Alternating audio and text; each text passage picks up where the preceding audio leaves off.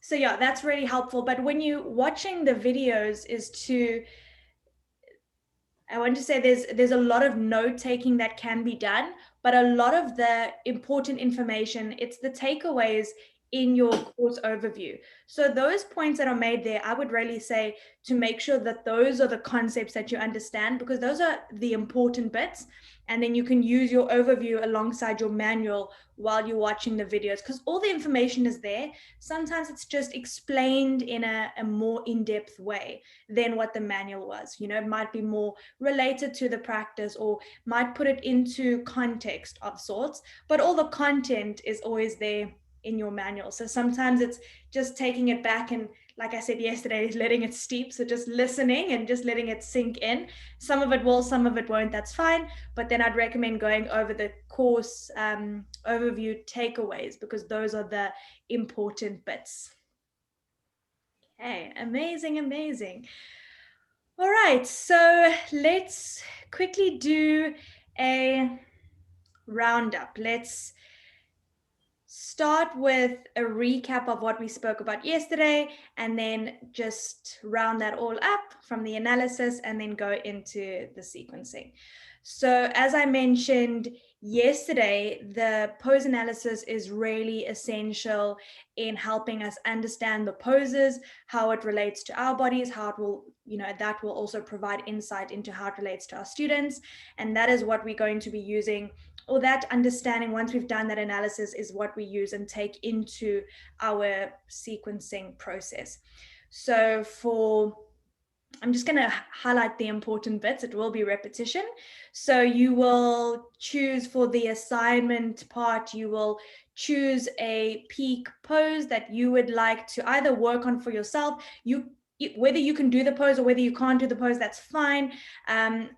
Whichever one you feel like you'd like to challenge yourself, or you're curious about, or you would like to learn, you'll select that pose and let me know on Wednesday what that pose is.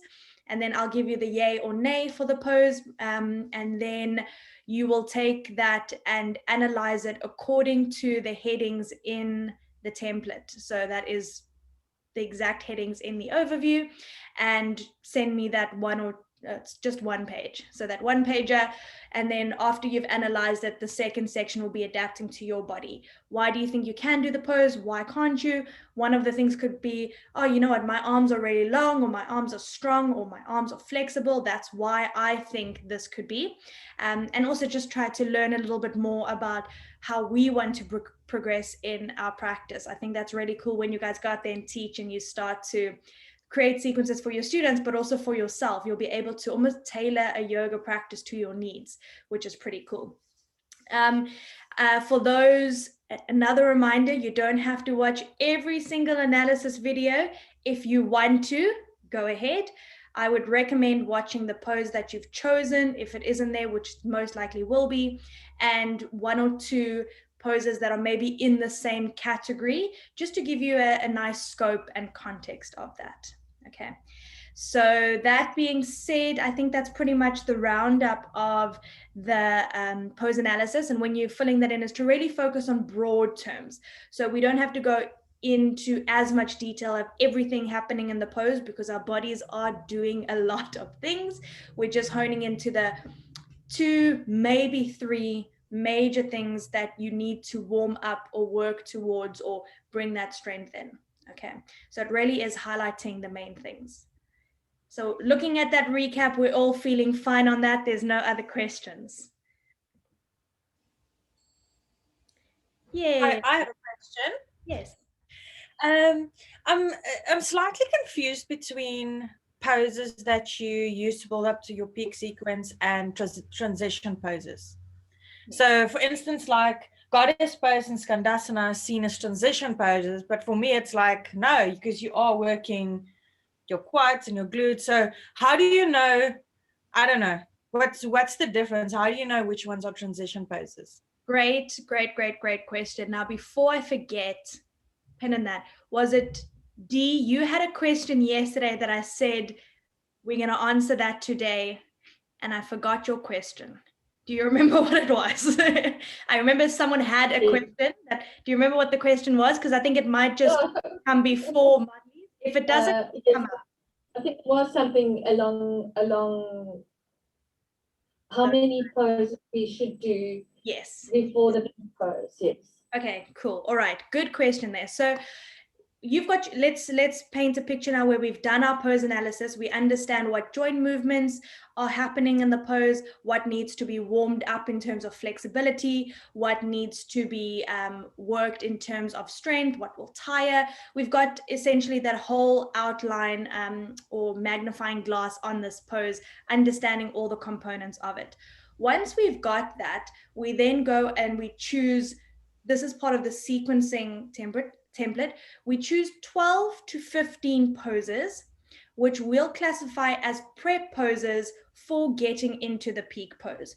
So in order to be a prep pose, it needs to meet certain criteria that we've stated in the pose analysis already. So for example, it either ticks the box of flexibility that's needed. So for example, if our peak pose requires hamstring flexibility, for example, if it's a forward fold in that category and we know we need to stretch the hamstrings, then your prep poses can be poses that stretch the hamstrings. Your pyramid pose, half splits, etc, etc. It can also be, prep poses can also be something that bring in the same strength component. So if you're doing an arm balance, you might want to bring in a mini chaturanga, all right? Something that is going to give your students the idea of what's needed in the pose, all right? So it's either going to bring in the strength component or it's going to bring in the action. That's kind of 2 and 3 coming in together. So essentially, if you go and look in your overview, it's really nice to look at the example where I need to scroll down quite a bit here. So if you go into the pose analysis page on 33, actually I'm gonna, okay.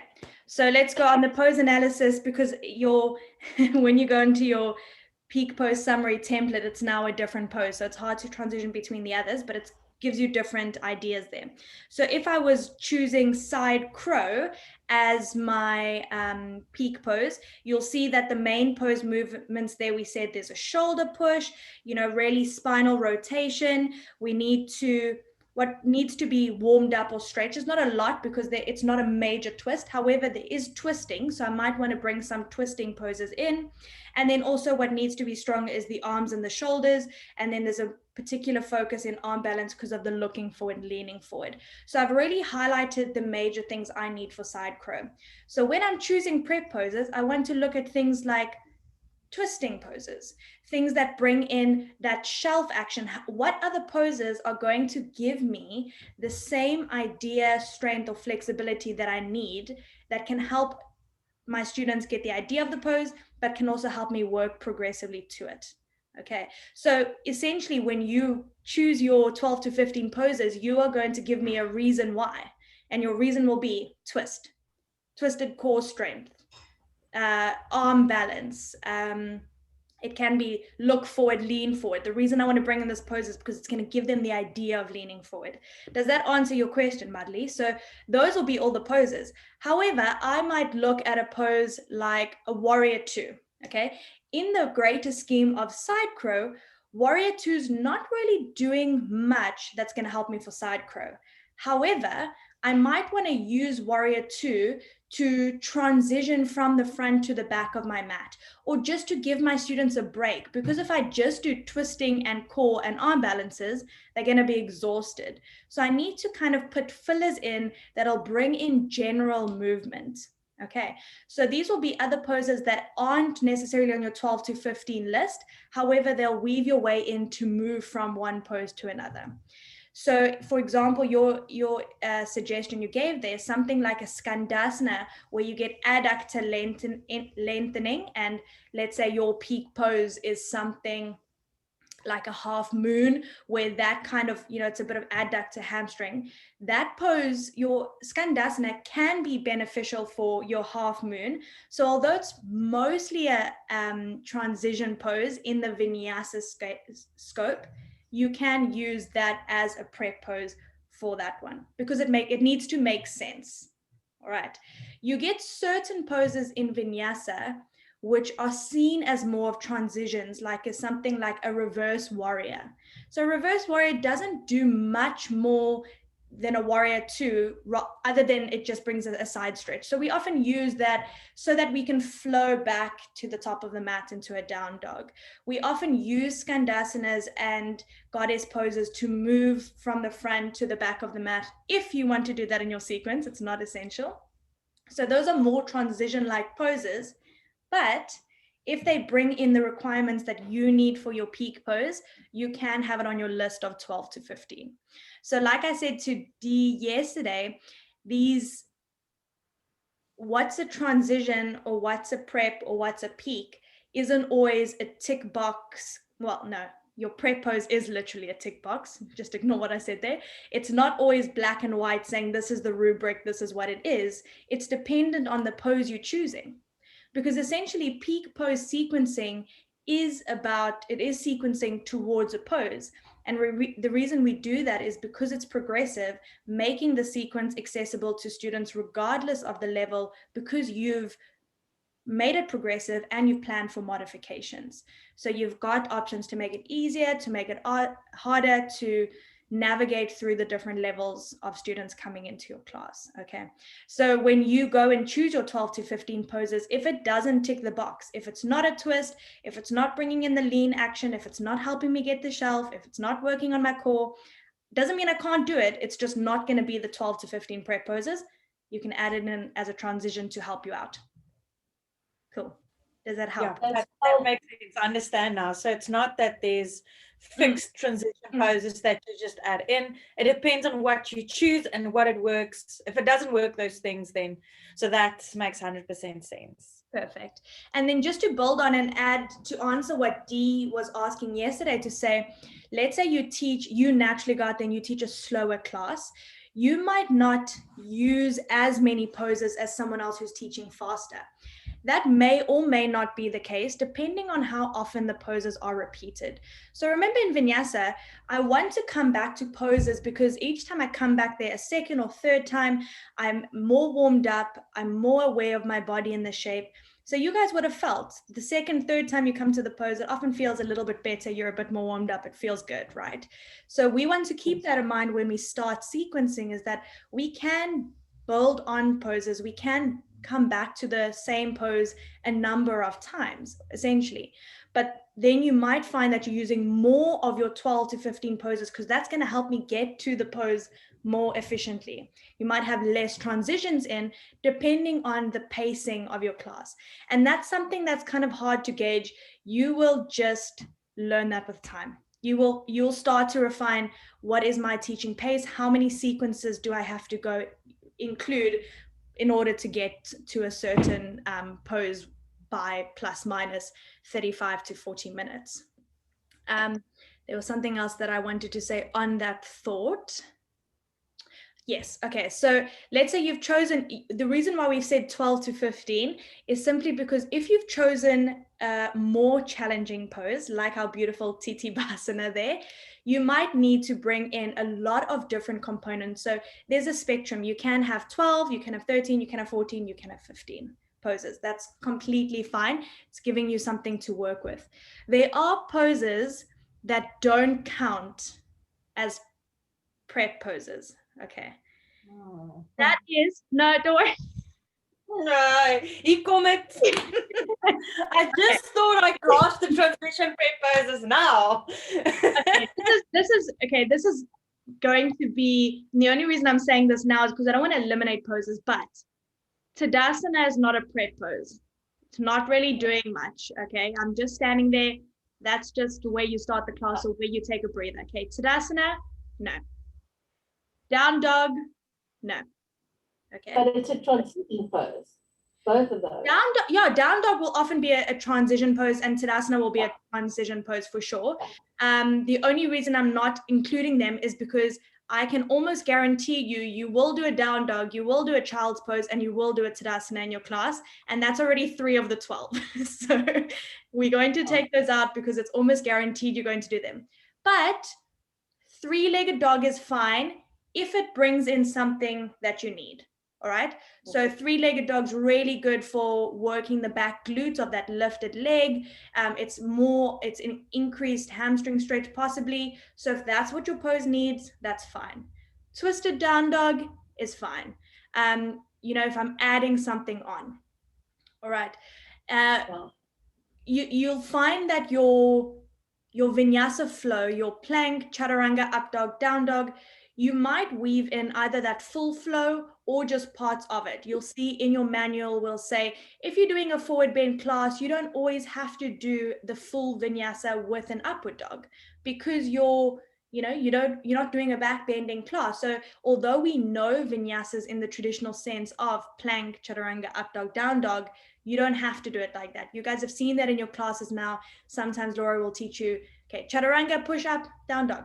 Okay, we know that the upward dog can be there, but it might not be useful to us. We might not want to tire the back or the arms, and so we'll let that come out. So you'll modify that.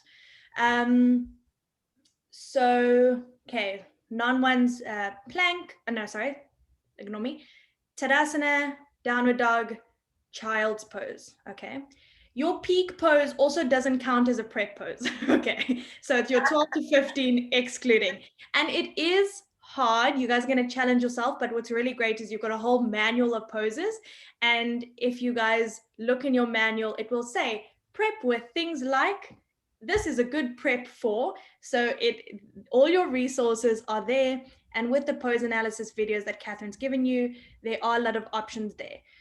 Those are pretty much your more traditional, like these poses will help warm up this for that. Okay, but what I encourage is it's take some time, and it might take some playing around, but it is to be kind of creative and figure out how can I get from A to B. That may not always be a traditional transition. Okay, we're working within a yoga framework, but there is freedom in movement and transition between the poses. All right, you guys have seen that from some of Laura's classes. You might do something different that you've never done in a class before, but it helps either grasp the concept or an idea, or it's pulled from another movement practice, or it's pretty yoga inspired, but we've never moved in that way. Those transitions, your degree of creativity depends on you, and you can definitely, there's full reign with that.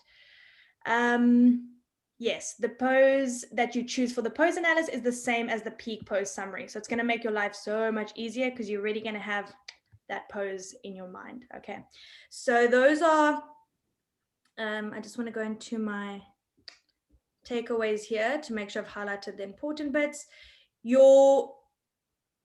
I finished off with saying that your peak pose doesn't count as your prep pose, because that's what I'm working towards, and also your modification of your prep pose, because it's very likely you will introduce the modification before your peak pose. So let's say an example of that would be doing three-legged dolphin before you do pincher or forearm stand, because you need to do three-legged dolphin to kick up into pincher. Does that make sense? So sometimes that's already going to happen regardless. So your modification, unless it's something, no, I can't think of an example. So your modification might be, if you're doing Bakasana, is to put your feet on blocks. You won't have Bakasana feet on blocks as one of your 12 to 15 poses. Does that make sense? So you'll start meeting the criteria, and you'll find you'll probably get to about 8 or 9 pretty fine. And then sometimes there's that extra 3 or 4 where you have to think slightly outside of the box a bit. But I think you guys will be okay with that. Any questions at this point with regards to just what we've highlighted with the poses? I have another question. Sure. Sure. So many questions today. No worries. How do you, maybe you're still going to chat about it later, but how do you know when it's too much and that's going to tire the muscles? Like, how do you actually know when to stop and when it's warmed up? Because I'll just choose all the poses that targets that, but I know I shouldn't. So I don't know. How do you gauge that, except from experience of seeing it in class before? Well, I think you've already in your pose analysis written down what will tire. For arm balance, the generally the part that is the part of the body that requires strength is often that one that will tire easily. So if I am doing a balance, it's always my leg, the one that I'm standing on singularly. Or if I'm doing arm balances, it's the arms. So the trick for that is to only use the arms when you are needing to integrate the certain action, because we know we can't build strength. So I'm not going to do 3 sets of 5 slow chaturangas in class. That will build strength over time, but I don't want to do that knowing they're going to do crow later, unless maybe I'm working with a really strong advanced group who love that kind of stuff, which is not really likely going to happen. So I would say and it's quite a different answer, because once again, it depends on the level of your students, what will tire them out and what won't tire others. But I would say if you're going to do arm balances, you don't really want to do more than like 3 slow, maybe really leaning forward chaturangas of sorts. If I'm doing a back bend class, I don't want to do more than 8 vinyasas or something. I would recommend that to know that cutoff is to practice the class yourself once you've written up the sequence. I'll also be able to, this is more when you come to your full sequence, when you add the transitions, I might look at it and say, I feel maybe the students will get a bit tired. What about either giving them an option to take these ones? So for those who are more advanced in their practice, can take the vinyasa if they want to. Other option can just push back to down dog. You often hear that in the class. Or you might just cut out every second one out of your class. It is a hard question to answer, because with time you'll note what your students' threshold is. And also sometimes as teachers, we don't even know our students' threshold. So we're also just guessing. We just want them to have enough energy in the bank for the peak pose. So it's anything excessive. Sometimes fine line, it's generally okay. They'll just skip it out, but you'll know when it's too much, because you'll see, okay, now I'd get tired from this. Would it be better to stagger it out? So say for instance, if you have 3 slow chaturangas, instead of doing them in the first minute, not minute, but you know what I mean, rather have one, then do some other poses, and then turn around, do that little flow thing, and then you do it again. So at least in the whole time period before that, you get the 3 in, but they're not too close to one another, because that would be worse, right? Is that the right thinking around that? Yes, that's also a good idea. Think of distributing weight between your feet and your hands as well. So if I know I'm doing a pose that may be upper body intensive, I might still have my chaturangas or my plank leaning forwards or any other action that I think is going to be beneficial to the pose. But then I might push back to down dog and then move through quite a lengthy flow on my feet, just to get the weight off the hands.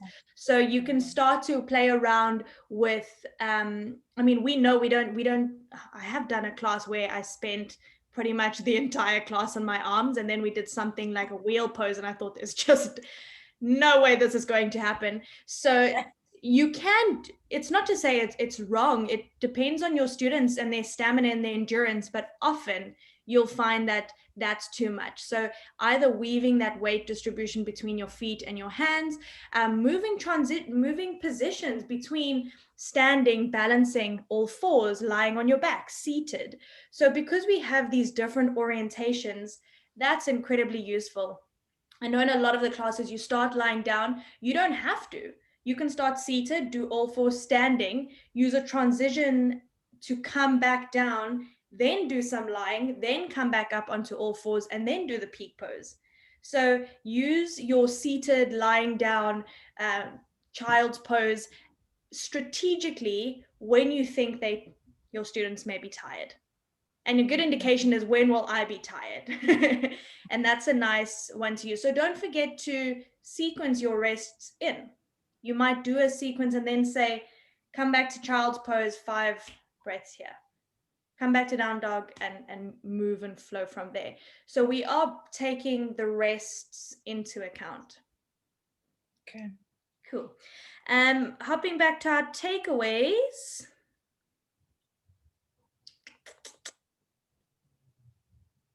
Okay. So in your sequencing overview, you will see that at the end of, so there's a little few notes about flexibility, strength, what will tire, pretty much what has been mentioned in the sequencing videos or what we've just spoken about now.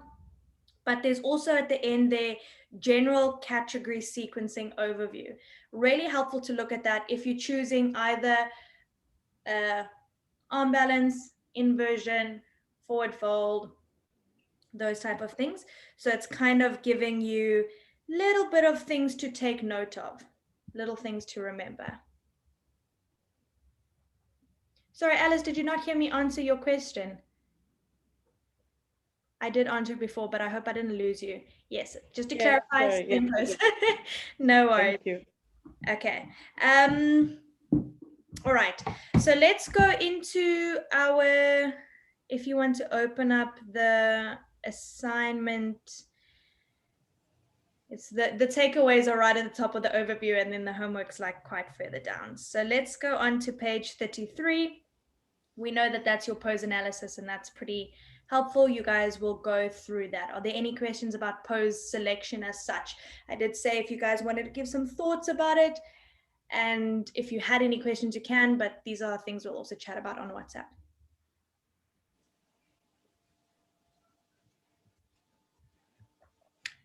Does anybody have a page that we can go to? I'm getting a bit lost in this overview. There's just so much. 33, well, 34. Sorry, yeah. 34.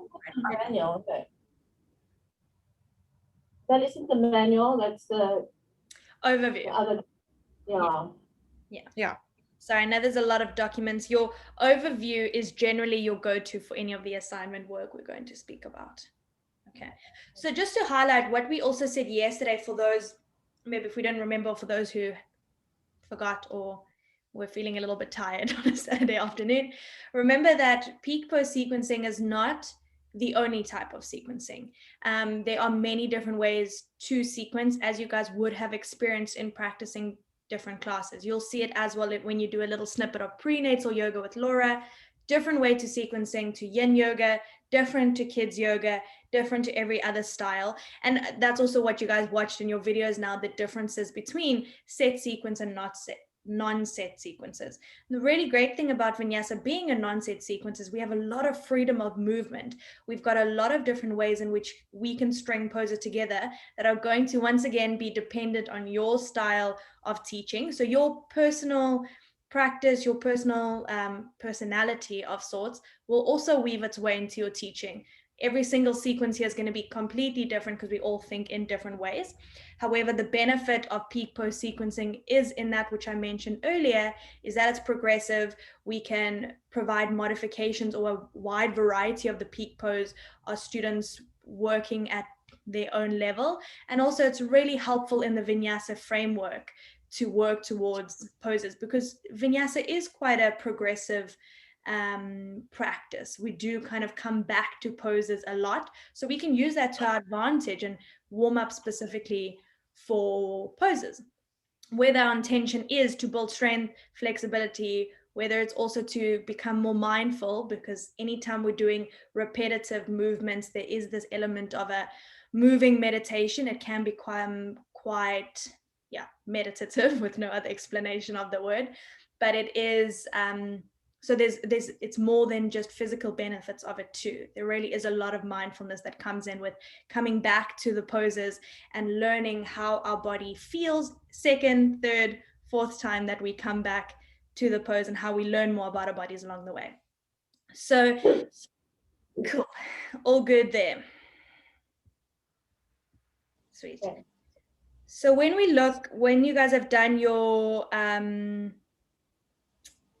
you look on your pose summary template on page 34, you've now chosen your 12 to 15 poses. One of the important things is that we list them from easiest to hardest. When you do that easiest to hardest, it's going to help you tremendously, because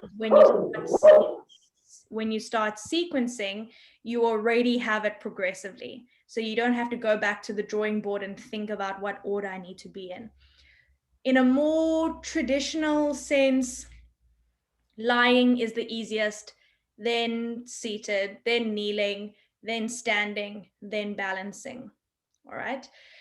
Once again, you don't have to do every single category. You don't have to do something lying. You don't have to do something seated.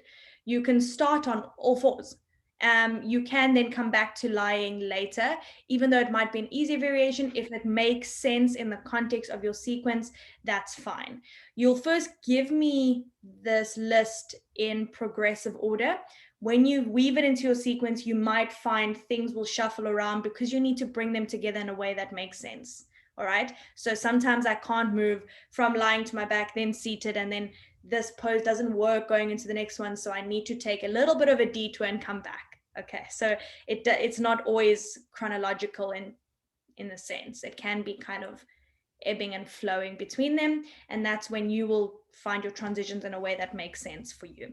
So if you can see, for that twisted half moon example, when you glance at those 15 poses there, Laura has added in the revolved half moon as pose number 15. The only reason I'd say that is fine because at least she's got 14 poses there. So you guys wouldn't usually add that in, or you don't have to add it in rather. But if you glance at the words there, can you see there's a lot of key words that are coming up? There's a lot of repetition. You see the word adductor a lot. You see hamstring, adductor, back leg extension, hamstring, back leg extension, hamstring, adductor, back leg extension, twist, focus, twist. So you see there's really 5 main words that she's using. Hamstring, adductor, twist, focus. Those are pretty much the main things that you would see in her pose analysis. So can you see how they link together? They are, your compass pose can be great for a number of different things. It's got this, it's got this, it's got this, it's got this, but I've chosen it for this one reason, because it works for my pose like this. Okay. So sometimes we want to say, oh, I want to bring in a, let me think of a nice pose. I've got to try and think of a hard one. So if we were doing, let's say if I was bringing in a side crow, all right, and I wanted to do a seated twisted boat pose, all right, so I was doing boat, twist to the side, hook. Let's say I was doing that, for example. That can do a lot of things. It can do, it's core work, it's a little bit of hip flexor work. You might bring in some scissor action. Let's say you can do a lot within the pose, but the main reason why you've chosen it is probably because it's twisted core work. So you just need to highlight one reason is actually the big thing that I'm coming down to. The one main reason why you've chosen it, and just highlight that for me. Okay. And that's going to make it a lot easier for you guys to really keep it simple. The more detailed you go, the more complicated it becomes. And then you feel like you just go down into a rabbit hole of anatomy. And as you guys know, that can be quite scary. So make it as easy for you guys, for yourselves as you can. You've got your 1 to 15 poses. You'll send that to me, this summary. You'll send this to me before the full sequence, so that I can look and say, okay, what do you think this pose is a prep pose? Maybe we need a little bit more hamstrings here. What about the shoulders? Can we do here? Maybe let's take out this pose and can we add a variation? We'll workshop it a bit. We won't spend too much time on it. I might give some feedback just to say yes, so that you don't do your whole sequence and then we figure out one pose is maybe not the best fit and then you got to start all over again. So that's why we've broken this down into steps, because you're going to get there a lot smoother. After you've chosen those 12 to 15 poses, there's also going to be cool down poses at the end. So cool down poses are generally pretty similar across poses. It's like windshield wipers, seated, child's pose, happy baby, often like a little twist. And also if you're doing a back bend, it might be a baby back bend, like a supported bridge, or something that is less intense than the peak pose that you've done. So instead of doing a big back bend and then going straight to lying down, you might take little steps down and then just do some nice movement for the back. So anything is actually a cool down pose if it feels good. It's generally not something that's too strenuous, and you'll use those to transition into your Shavasana. Okay. Are we all with it at this point? Nice. Yes, D. Sorry, Dee, I muted you because of the dog earlier, but now I've asked you to unmute. Ah, man. No, wait, now it's muted. Ask to unmute. Oh, it has to ask you. Man, I thought I could just unmute. There we Okay. go. Sorry. There you go. No, I'm sorry about the dogs. Can I just paraphrase this? Mhm. Okay, so the first thing we're going to do is choose the peak pose and let you have that by Wednesday. Mhm. Correct. Then after that, we're going to choose 12 to 15 preparation poses for peak pose. Wait, hold on. Before you get that, so I'll talk through the timeline with you just so that we can all be really super clear on that. You choose a pose to analyze first before we sequence. That comes to me on Wednesday. Your message will say, "Hey Taryn, I'm doing 8-angle pose. Hey Taryn, I'm doing wheel, whatever." Then I give you the go ahead. You analyze it first. Your analysis comes to me on the 4th of March. Okay.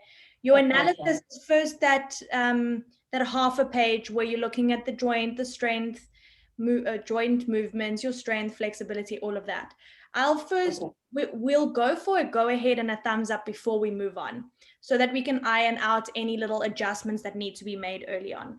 So once your pose analysis is done, if it by any chance is done before that, you can send it earlier, all right? Simply because the pose analysis comes in on the 4th, and then we have the peak pose summary on the 10th. There's 6 days there just to choose 12 to 15 poses. So it's not a lot of work needed for those 6 days, if I can say it like that. But if it's done a little bit sooner, I don't mind getting it a bit sooner. No pressure, as long as it's there on the 4th, okay? So once your pose analysis, once you've sent it to me and that's all good, then you'll choose your 12 to 15 poses and your cool down poses. And then you'll send that to me and I'll say, yes, all good, or maybe tweak. And then you'll move on to your full sequence. Which would include the transition poses. Yes. The full sequence. Yes, okay, got it, thank you. Right.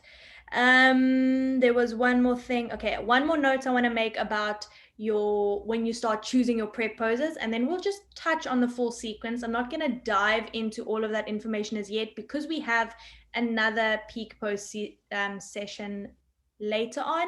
I think it's in a week or two, and we'll be a bit more further in our sequencing journey, and it might make a bit more sense to dive into that next step. Let's just take one baby step at a time. So when you choose your 12 to 15 poses, bear in mind that the first pose on your list doesn't need to be the first pose of the class. All right. Sometimes it can be, but it doesn't need to be. Depending on what your first pose is, you might have a pose or two before then so that you can ease your way into the class. So generally in our yoga classes, if we think about how you've practiced, we start with a pose to kind of have a bit of grounding in. Before we get into the warm-up, it's often lying on your back, seated, sometimes child pose, sometimes even standing. I've done a couple of poses where I start standing and it's quite interesting, but I enjoy it. And so you've got a pose where you'll center, ground, connect to your breath, connect to your practice, have a little bit of a moment of grounding yourself on your mat, and then you can flow from there. So just to bear in mind when we start getting into the sequencing that there might be a little bit of a prelude before we come into our poses, okay? When we also think about the orientation of poses, if we have our 1 to 15 poses lying on our back, if we have 1 to 15 poses where the first one starts lying on our back and then we move from there, if we're going to commit to a certain position, we might want to spend a little bit of time there. So if you start on your back, it's not very often that you'll just do one thing and roll up. You can, but while you're there, try to weave in a little bit more. So spend some time in the relevant postures in a way that's also beneficial for your peak pose. That's why it's also helpful that we don't need to always do lying, seated, kneeling, whatever. We can rather try to pick 2, you can pick 3, you can pick 4, of course, but it's not needed. It's kind of hard because I'm saying, it depends on you and what you want to practice. You guys know this enough by now, but it's just to show that when we get our students set up on the floor. We're not in a rush to suddenly, okay, come up into down dog. It's got to be smooth and it's got to make sense, okay? Especially because lying down, we sometimes need a little bit of oomph to transition out of it. I had one more thought also about sequencing. Yes, okay. Very, very important note. Depending on the intensity of your peak pose, that determines how punchy your sequence needs to get how quickly, all right? So if I was doing splits pose, I wouldn't, I could start on my back and do Supta Padangusthasana, which is supine hand to big toe pose with the strap, possibly. I can spend some time there, but very soon after that, I'm going to need to get into some stronger hamstring poses. So I won't spend 10 minutes lying on my back because I need to get into my pyramids. And because it's a really strong pose, I need to do a lot of repetition. I need to do pyramid lunge, quad stretches, moving around, prasaritas. I need to do a lot more warming because it's a strong pose. So bear that in mind. I don't want to choose 5 easier poses and maybe 5 harder poses. I might choose 2 easier and then more strong poses because I need to get there really soon. The same with if I was choosing a really, really strong back bend, I can definitely start lying over blocks, but very soon I might need to get into a lot more warming. I need to get somewhere sooner. So bear that in mind when you think about the intensity of your pose. If you've got something like a Warrior 3, you can spend a lot more time on hands and knees and lying down because it is, you'll do a handful of standing poses. You won't do too many because we don't want to tie out our legs, but you can work a little bit more in kneeling and lying because, if I'm looking at Warrior 3 compared to splits. Does that make sense? Okay. I've got another thought, but let's check in there because I am just downloading information now. And these are all, take what you need from it. What I might be saying may not be applicable to the pose you choose, but it may be applicable to someone else. Okay. Cool. I've got one more tip, which is slightly mentioned. You'll see throughout the manual and things like that, but something I've noticed from a lot of students who have done the peak pose sequencing before, and my recommendation is to not forget about the arms, right? So a lot of poses we know, like lunge, just a high crescent lunge. Let's say we're doing it because it gives us a nice hip flexor stretch. It's got a little small back bend in it. Maybe I'm using it as one of my prep poses to get towards wheel eventually, or whatever the case may be. We've got our traditional arms, but you can always bring different arm variations into your poses. Okay, so think about ways, this is my normal arm flexion, but maybe I want to bring my hands together and touch my thumbs to the nape of my neck and really squeeze my elbows back. Maybe I want to do high lunge with Gomukhasana arms for some reason. Maybe I want to do eagle arms for some reason. Maybe I want to do side bends. So you can, I don't want to say spice up, you can change up the poses and say, I'm going to do Warrior 2 with eagle arms because I want the shape in the legs, but I want to, while I'm there, might as well do something with the shoulders.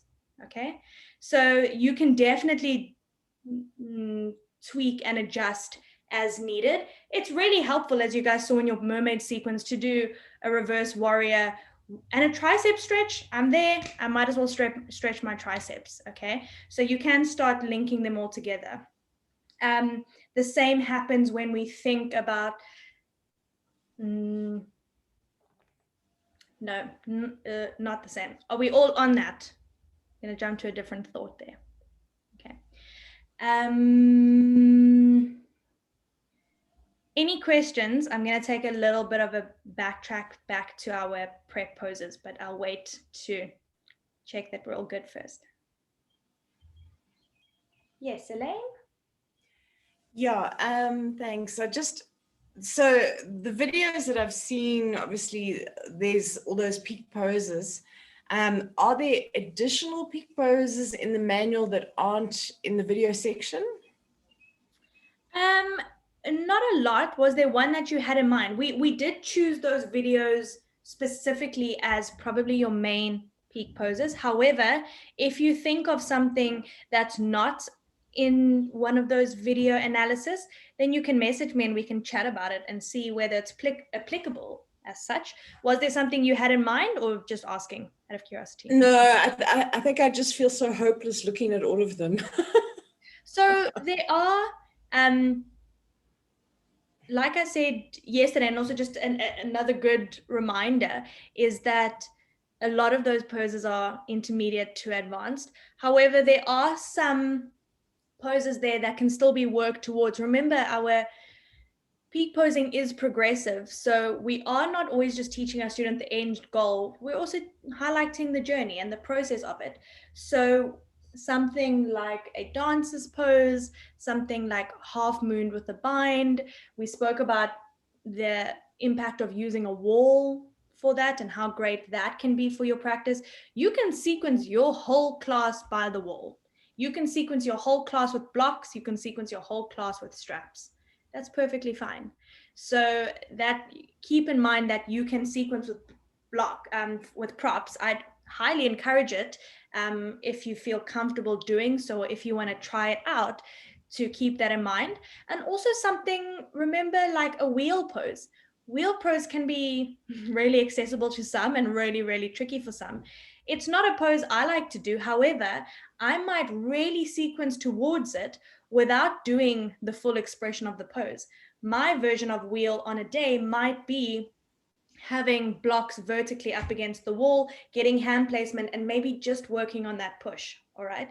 So you can bring in like that workshop-y bit of it. It's the same as you guys would have seen, or what you will see in the course to come, is if you're doing a handstand class, not everyone at the end of the class is doing a handstand. Some are maybe walking feet up the wall. Some are maybe just working with the down dog split because they want to just focus on getting that back leg up. Or maybe, working on the hamstring of the standing leg. So although we are highlighting the journey, you're not in this, in the course, you're not teaching this or practicing this. It's just an exercise. So pick something that seems the most least intimidating is what I would say. Cool. I want to take a step back to the 12 to 15 poses because you guys will already start thinking about that.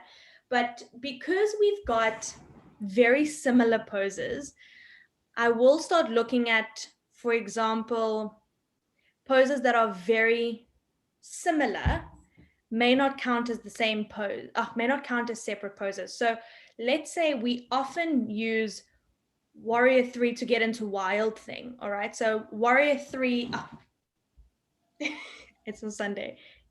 We use 3-legged down dog to get into Wild Thing. If you can use Warrior 3, then like show me how.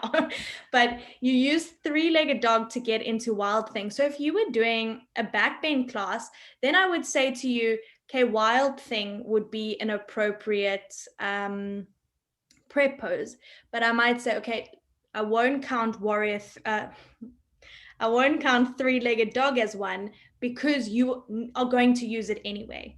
So those kind of things where poses will count as the same, I'll express to you when that happens, because there are some cases where it's the same. So if you had a list that said low lunge, Anjaneyasana, lunge with the quad stretch, high lunge, I might say, okay, keep one or keep two, but not all of them, because we get different variations. So you can't have like high lunge, Gomukhasana arms, high lunge, side bend. Does that make sense? It's just high lunge. Okay. So it's going to, although they are, and this is not intended to make it more restrictive on you, there are so many offerings, there are so many options out there. So it's also going to give you more to work with. So it's kind of hard in the beginning, but it's definitely going to help you in the long run. So to start with the basic poses, then to weave into like a little bit of the creative aspects, and then to bring in some things that you like. Cool. Are we happy, chappies? We seem a little bit more calmer than yesterday, which is a great perk, because it's suddenly things are starting to. We're just tired. That's the difference. We had energy yesterday to mount, and now we just. So one of the things I always say to the students, and You guys might not believe me now, but sequencing is so fun. If I tell you, if I can just let you guys all travel like a year into the future, you guys will be walking into a class going, you know what, I've actually got a little bit of this, maybe a year, maybe two, I don't know. But I've got a sequence in the back of my mind that I know I can sequence towards. I know how to modify it for my students. I know how to think on my feet. I know how to adapt. And that is honestly one of the best tools you can have as a teacher, because sometimes we plan a class and we walk in there and it's not happening. Okay, either the energy levels of the class are just not going to cut it, or maybe you go into a class where you don't know the regular students and you've planned for a more intermediate class and they tend to be more beginners, or maybe you plan for more beginners and they want a bit of a challenge. You've got this framework. How do I make it more? How do I make it less? You might have, and I also have like this little bank of sequences in my mind, and I've got shorter versions that I can hold for longer. I've got longer versions that move quicker, and it really is the same foundation. It's just the fluff I promise you, it does come with time, but it's really, really helpful, because once you've started your training with this mindset of working within a structure, it makes a massive, massive difference on your teaching, on the way that you go into a class, regardless of how you go out there and teach, and regardless who you're teaching, these skills will be adapted towards that, whether you're making it slower, faster, and etc. So it's really, really fun. And you guys always, everyone always comes up with such cool stuff that I actually find myself making notes on what teachers have written in their sequence, because sometimes you guys think of things that I don't, and that's pretty cool. We all got different ways. And just one of the extra things to note, which is super cool for you guys, is once you've done your full sequence and they all get marked and they go ahead, you have the opportunity to share your sequences amongst yourselves. So you all leave here with 20 new sequences, and all you need to do is to memorize them or to just get inspiration and adjust. So that's going to set you up for a long time of teaching. So that's pretty cool. Nice. Any questions at this point? All right. I've got one thing I'm going to touch on, and then I'm going to leave the rest for the next time I see you. Okay. So just glance on page 35 and don't gasp for air. Maybe look with one eye. So this is where we go to on the next step. Okay. And essentially this full sequence is where we take our poses, we take our transitions, and we bring it into the context of a class. We make it make sense. Okay. This is our Wellness Connection way of writing up your sequences. It's a way that we found to be really beneficial because it highlights what you want to teach in the pose and the transitions, highlighting the 12 to 15. So it's in a way that is the peak pose sequencing way. That being said, you might not always write your sequences like this in the future. This is just one way to do it. It might resonate with you, it might not.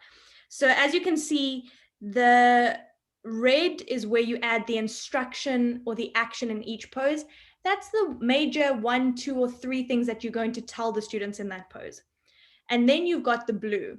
So if you look at the numbered 1, 2, 3, 4, 5 poses, those are the 12 to 15 poses you've mentioned before. All you're doing now is linking them together. So hand to knee, hamstring stretch, and side lying triangle.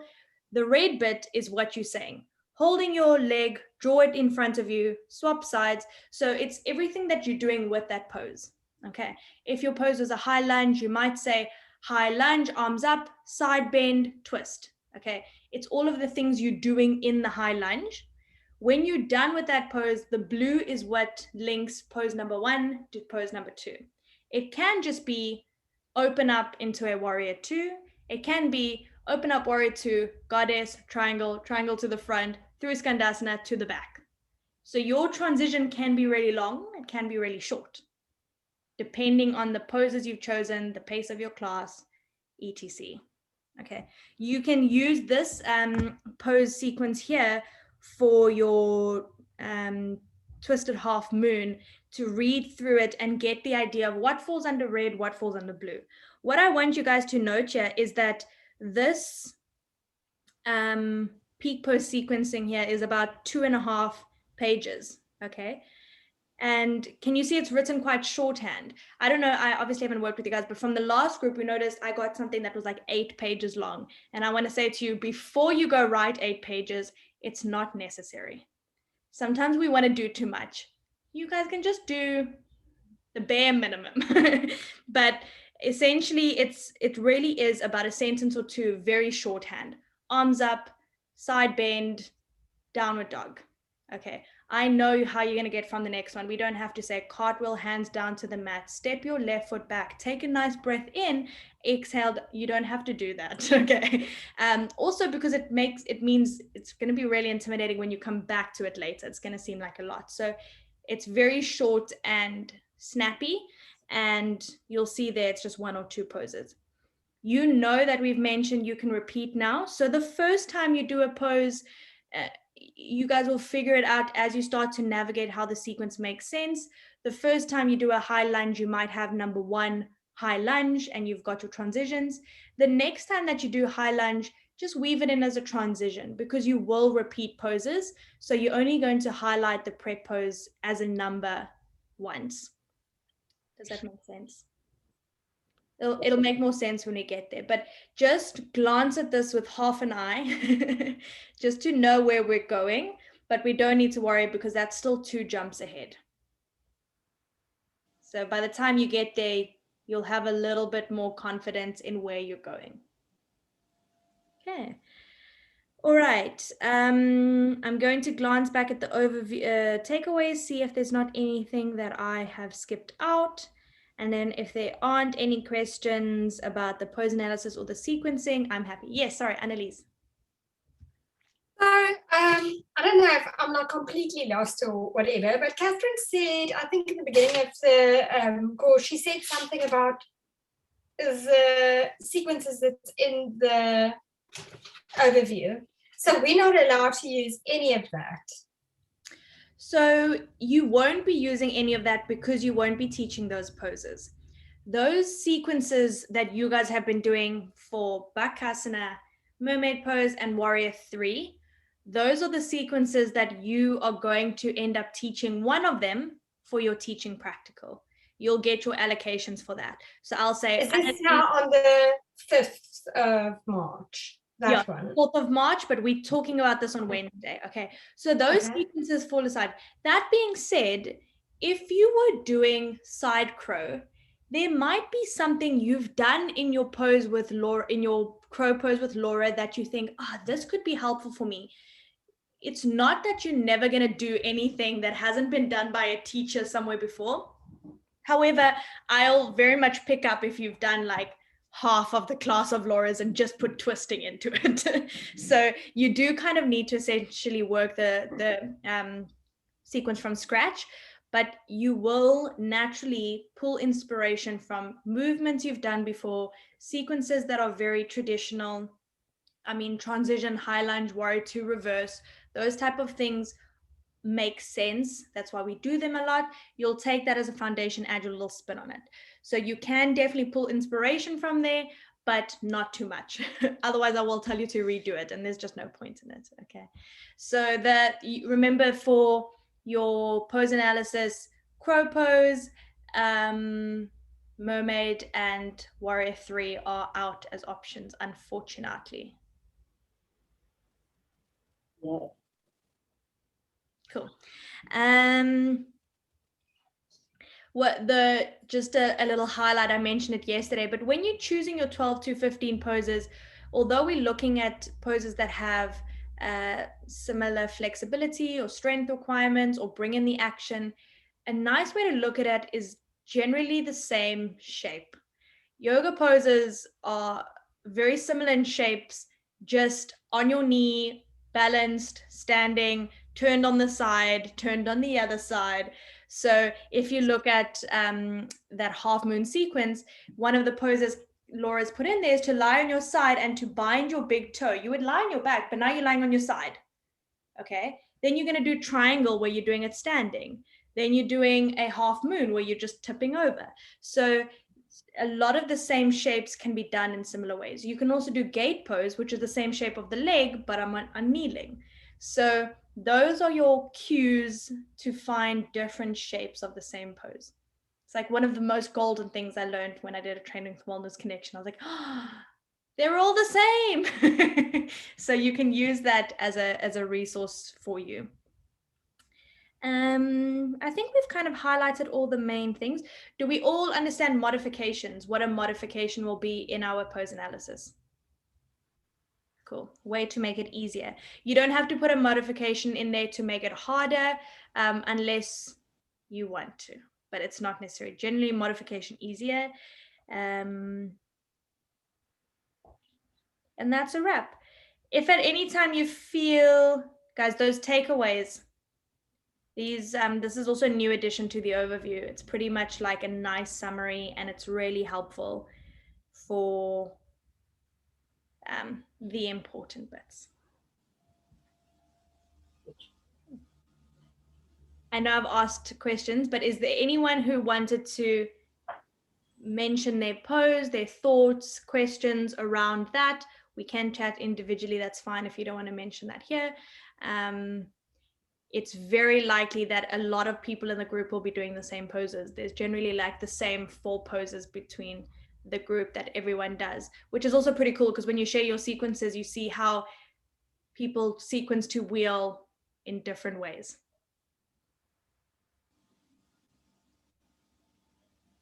Cool. If you guys are happy, I'm happy. I'm just going to give it like an extra minute just in case someone's jumps at the urge. Annelies. I want to ask something, but it's like completely off the topic. I see that next week we don't have any. No. So there's we're not going to meet. Yeah, there's no, if you look on your, if you don't mind, let me pull out the timetable just so I can look at here with you. So you'll see that we meet on Wednesday. You're going to see myself and Monique between 5 to 8 on Wednesday evening, which is the 24th. And then you've got a whole weekend for self-study and homework, right? So you don't have a formal yoga weekend. You're going to have your own yoga weekend, which is also something that some of the previous trainees didn't get. And this is actually just the chance for you to catch up on work because you're going to be ending up using that time to work as well. So during that time, it says there, you're going to learn your teaching practical, you're going to do your pose analysis, but then also there are some videos that are required during that time, being the video philosophy and Jenny Rawlings video. So you won't be meeting live with us, but there's some homework, which probably won't take up the whole weekend. So you've got some time to revise and to do more yoga for fun or nap. Sinead. I've been hesitating to ask this question because I feel like it's really stupid. So you said no mountain is not allowed, doesn't count as a pose. Let's say I'm thinking of doing handstand. So I know I'm like thinking of how I want to action it, but then I also know that you sort of want to load your arms, but not that much. So like pushing through a high mountain, let's say you start lying down maybe in high mountain, is that an action or is that too easy? Good, very good question. Not a dumb question. Very cool to do that. Yes. So I like it as an idea for building the action. All right. So some students want to know the shape. It's also really helpful. Remember, we do our prep poses so we can see whether our students have the flexibility or strength requirements to get into the peak pose. So if you were doing that up against the wall and your students' arms were up here at, like 150 degrees of shoulder flexion, you would know that when they go upside down, their shape would look slightly different. So to answer your question, yes, that would be really helpful to bring in the class, especially if you're doing something like handstands, which is a bit more workshoppy. However, I would still not have it as one of the prep poses because handstand needs a lot of hamstring work to kick up. So I would say do your hamstring work, do looking forward, leaning forward, get your shoulder weight in. But then when you come into your Tadasana and you're taking your break, bring that in. Do that for use that as a trick when you're doing your resting poses. So that was actually really brilliant. Use that time to remember, we want to plant the seed of what it's going to feel like to get into the pose, okay, without tiring the students out. And it's a nice way. I also like if you're doing things in positions, especially for those who are choosing inversions or arm balances, they damn scary, guys, for a lot of students. And so a lot of what we need to take into account as teachers is how are we going to manage fear? How are we going to manage anxiety? We might not go inverted or do the pose, but can I come into, for example, a seated crow and give them, be like, you guys are doing it. This is the shape. That's it. I've just taken the inversion element out of it. And it's through your teaching of encouragement and, you know, praise when students do things really well, which we'll chat about in the sequencing. That's going to plant the idea. Doing things like this with the eyes closed. Can you bring your shoulders into more flexion? Can you notice what's happening in your body? Those mindful aspects are going to help students bring awareness to their body. So weave those actions and skills and understandings into your classes. So great idea. I'm stoked to see a handstand sequence. Amazing. But you don't have to do handstands, but they're always fun. Okay, any other questions about someone's poses? No, we're good. So I'm going to see you guys on Wednesday evening. You can WhatsApp me anytime between Monday and Wednesday with your poses. And then on Wednesday, we're going to chat about teaching skills. Cool. You guys have some extra time this evening to start thinking about your poses. And